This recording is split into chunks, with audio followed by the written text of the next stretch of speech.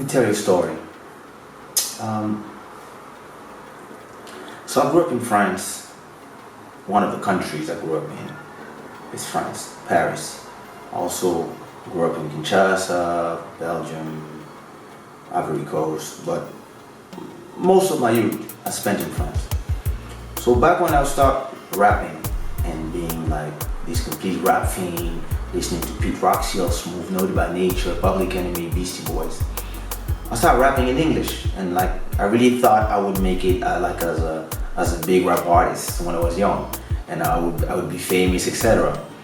And I would always go to Universal Records and other companies where I had friends that were working in this industry as A&Rs, and make them listen to my demos. And they would always tell me, it's great. I love what you do.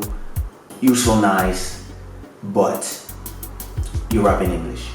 And I was like, so? Yeah, but you rap in English. You're not an American. Here in France, people have to rap in French. And I was like, says who? Like, who decide? Anyway, long story short, after years and years and years of trying to get a deal in Paris,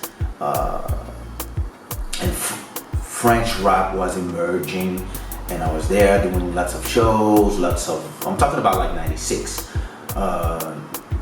We're doing lots of shows, being like famous in the underground, me and my sister rapping here and there, all the parties. One day I decided to go to New York.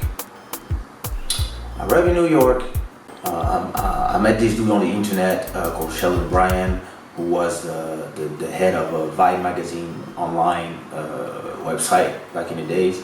So he took me to a party, and so we're here in Brooklyn, I think, chilling, and then at the end of the party, I find myself in a cipher. So what is a cipher? A cipher is one like you have 8, 6, 10, a few people in a round, which is why it's called a cipher, and everybody's like freestyling, rhyming, rapping one by one.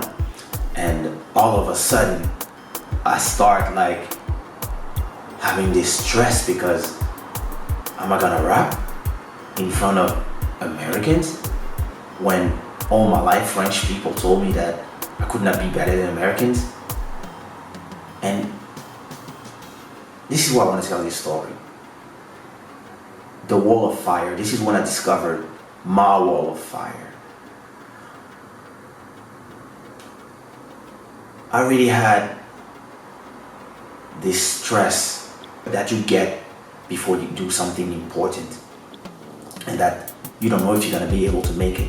And actually, when it was my turn to rap, I just let it pass to the next guy, because I was not even listening to what they were saying.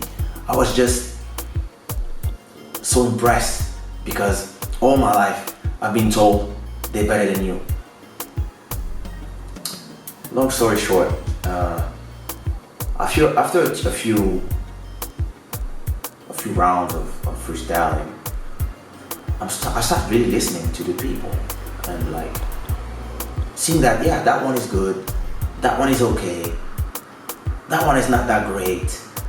And before you know, when like it was my turn and everybody knew that I wouldn't rap because I was just like a listener, boom, I start rapping.